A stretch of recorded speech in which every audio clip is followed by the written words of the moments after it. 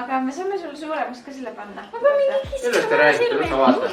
Oota, ma olin Mäkis sõpradega ja läksime välja sööma. Ja siis sõime see rahulikult, tulid noortika töötajad ja küsisid mult, et kas meil on huvi, et me läheksime noortikasse või lõbutseksime seal, sest see tundus meile väga lahe koht, et võiks mingi päev minna. Oligi see, et vaata nagu me olime minul ja siis ma nagu, mis me linnas teeme? Lähme noorteka. Iga kord on see, et nagu küsin, mis me linnas teeme. Lähme noorteka. Kogu aeg nagu kui lille kinni ja siis ma nagu Anne lahti ja vaatab Annega kinni. No, mis müüks on? ja siis me oleme koju ära.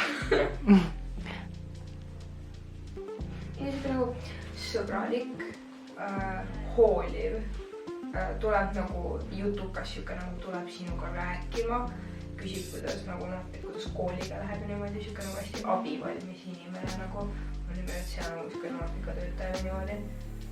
Ei, see nagu, see käib kanda närvidel ka, kui kõik koolitavad noortega, et jaa, kuidas sul läheb. Okei, ja siis kui sa nagu üritad nüüd kuidagi oma ette olla, siis keegi tuleb. Mis oli kõige huvitavam siis, kui sa lille jõudsid? Kõige huvitav oli see, et mulle meeldib siin piljardi mängida, sõpradega rahulikult olla ja siis on see väga lahe tiksumiskoht.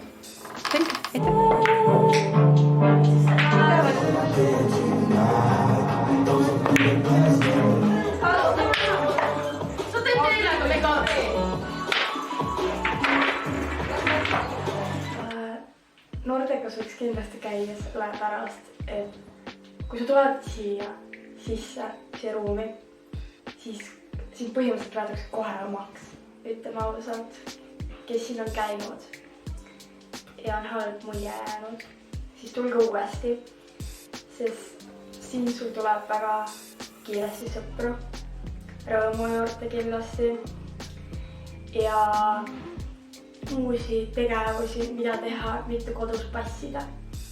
Tulge noortega, sest siin on väga lõbus, väga ilus ja mõni veel kohe Cassandra ja olen 14-aastane.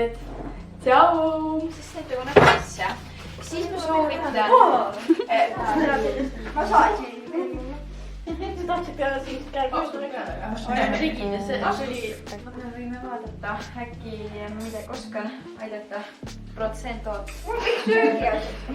Aga seega, mis sa ütled, et kas see Jaku ise on nagu avatud ka või? Just miks mina käin noortekas on see, et siin on väga turvaline, siin on inimesed, keda ma usaldan, eriti noorsootöötajad, kes isegi vastu sinu tahtmist siin tegelikult seda aitavad.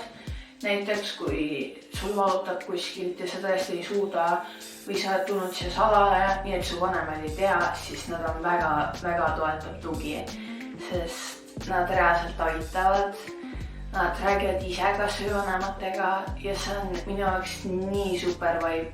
Ma olen väga kindel, et minust saab tulevikus noorsootöötaja, sest ma armastan seda kohta.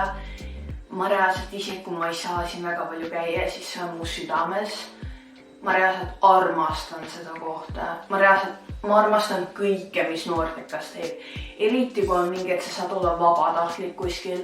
See on minu jaoks nii super seepärast, et ma saan inimesi aidata, ma saan inimestega olla. Mitte ma ei ole mingi gängidega väljas, ei tee suitsu, ei joo, vaid ma tulen siia. Ma soovitan teil noortekasse tulla. Siin on nii hea vibe.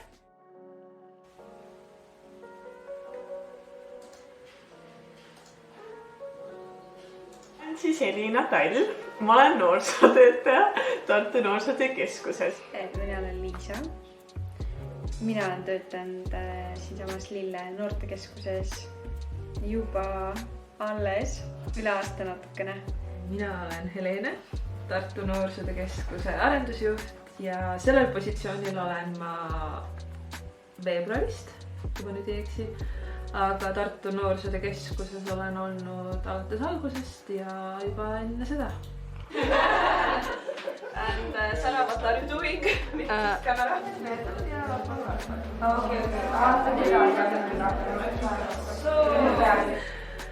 No ma ise jagaksin selle laias laastus 2, et üks osa on kõik see rahvusvaheline koostöö, erinevad Erasmuse projektid, milles siis Tartu Noorsootöö Keskus on partner, et ma majandan nendega, et vaatan, et mingid eelarved ja asjad kokku jookseksid.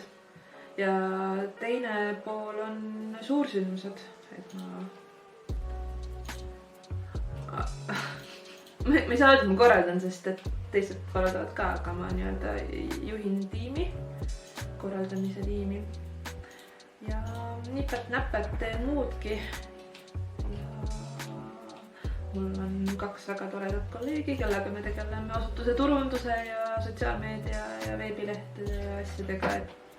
No ma tegelen kultuuriklubiga ka, kus mul on noored, kellega ma teen erinevaid tegevusi. Noorte omaalgatusprojektid, nendega tegelen ka. Räägi sellest, mis see omaalgatusprojekt on siis? See on selline projekt, kus noored saavad esitada taotluse ürituse kohta, mida nad siis soovivad teha või läbi viia või mingi tegevus kas või. Ja siis me nagu rahastame neid selles ja nõustame ja aitame, kui neil on seda vaja ja juhendame. Et see on nagu selline võimalus noortel saada selline esimene projekti kirjutamise ja läbiviimise kogemus. Et ka tänaval olevad noored leiaks meie keskusi ülesse, et nad teaksid, kes me oleme noorsootöötajatena, et kui neil on mingi idee, mida nad tahavad teostada, et nad teaks, kelle poole pöörduda, et me saame neid toetada ressursiliselt nõuga omapoolsega või et ükskõik, mis probleem neil on, et me oskame neid edasi suunata. Ja, et nad teaks, et nad ei ole üksi, et me oleme olemas ja et meil ei oleks seda a la politsei mentaliteeti, vaid vastupidi, et me tahame olla nagu nende toetajad. Tegevusplaan ja tööplaan oli kohe klassi. Kas ma ei saa näist? Võib-olla tuleb või?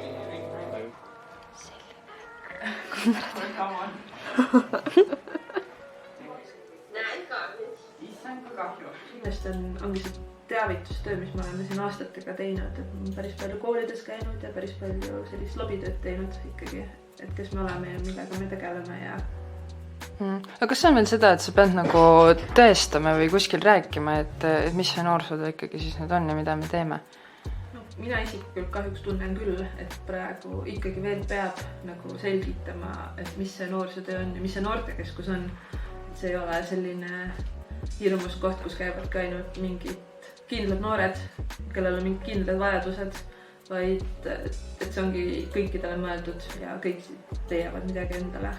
Noored vajavadki sellist isetegevust rohkem, just nagu, et andagi ohjad nende kätte, et muidugi me olemegi ju igapäevaselt ka suuname neid ja juhendame ja aitame, aga mul ongi kuidagi tunne, et kõige paremini ju sa õpidki nagu enda vigadest ja kui sa oled nagu läbi kogenud mingi asja, et muidugi võib-olla näekski rohkem, et aga annakski nagu täitsa nagu sellise juhtiva figuuri, annamegi, et need on noored nagu ja mina olengi lihtsalt see, et kui teil on küsimusi, okei, ma aitan teid, aga et teie teete kõik nagu ise.